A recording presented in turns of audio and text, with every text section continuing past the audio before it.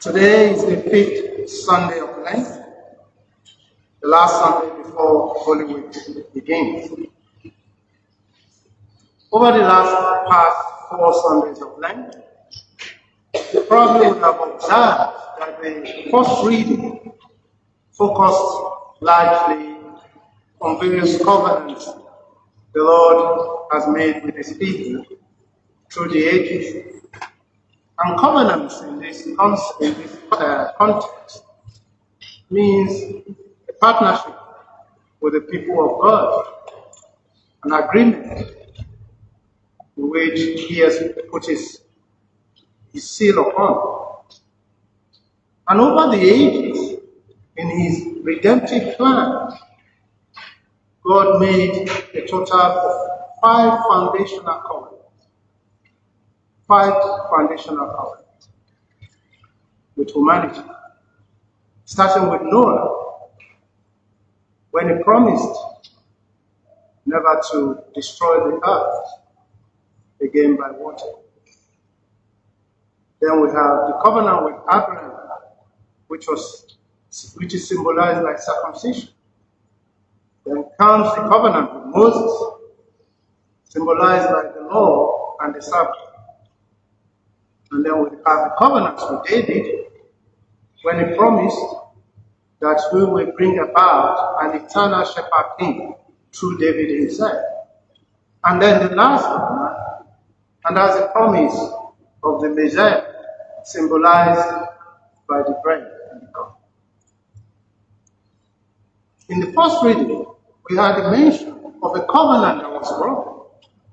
A reference is made to this covenant that was broken because of all these 5 foundational covenants, only one had a condition upon the people, condition of obedience by the Israelites. All the other 4 covenants had no condition. They were like royal grants. They were unilateral. No condition was placed. But the covenant with Moses had a condition. And for example, the covenant with Noah, to the extent that the others did not have condition, God promised I will never destroy the earth, the whole world with water, and so it has remained. So the covenant with Abraham, God made it to come about with no condition at all. But if you look, this broken covenant, who broke the covenant? It wasn't God at all. It was the people. The people broke the covenant. They breached it, and so it remained for generations upon generations that the people of Israel formed their own definition of what constitutes good or evil. Time and time again, they continue to live in disobedience to God's commandments. But despite that, and if you look, all these covenants took about 3,000 years. So average between one covenant to the other, it's about 500 to 800 years. But despite this long period of disobedience, God comes again to promise a covenant that this time He will bring about the writing of His own laws in their hearts, more or less bringing Himself into them,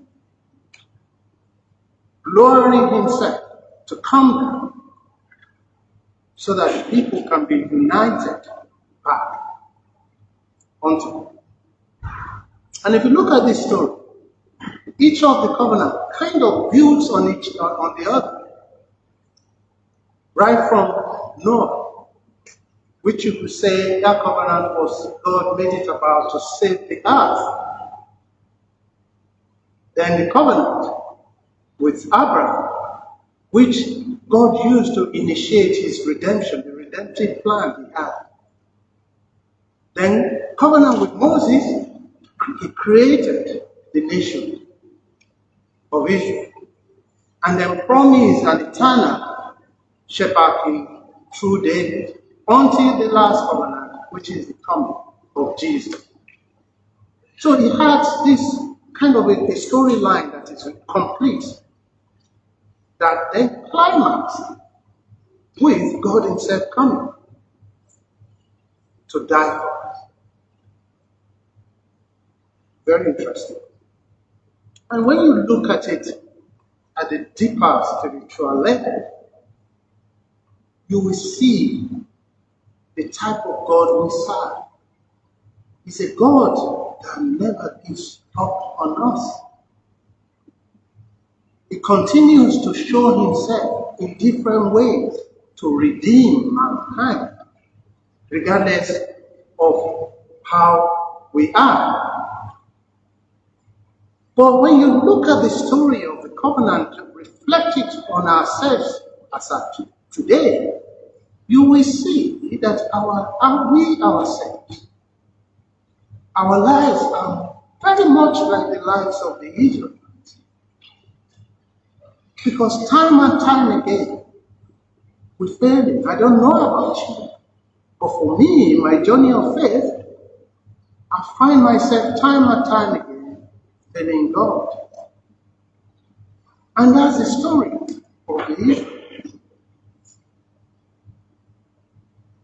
Time and time again, we form a new definition of what constitutes good or evil.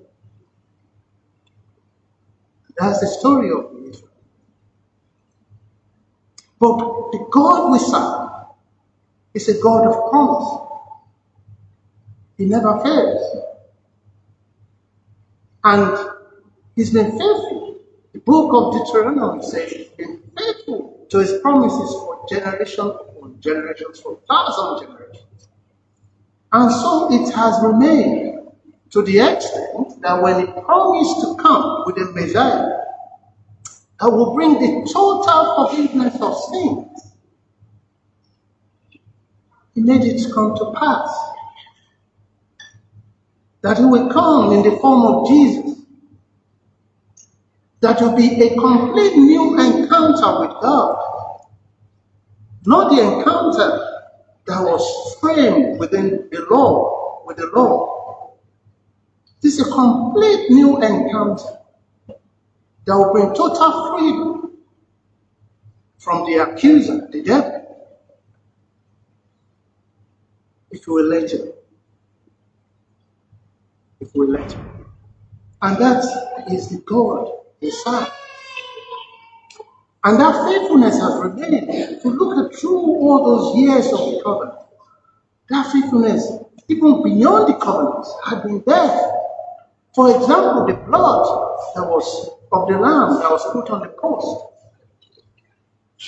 that was the blood of the lamb.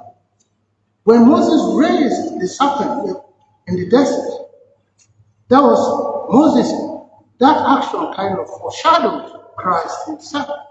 So through the ages, God has been consistent. Even to today. So the question is, for us, who are also like this?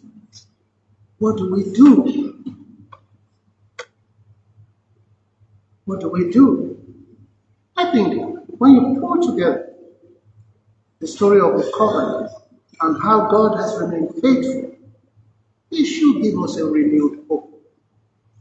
A renewed hope never to stop trying. Never to stop trying to be like Christ himself. As we read in the Gospel, until the dream, sort of dies. Meaning dying to self. Trying and trying to be like him. And that being like him is, is total selflessness, like he showed for us. Complete selflessness.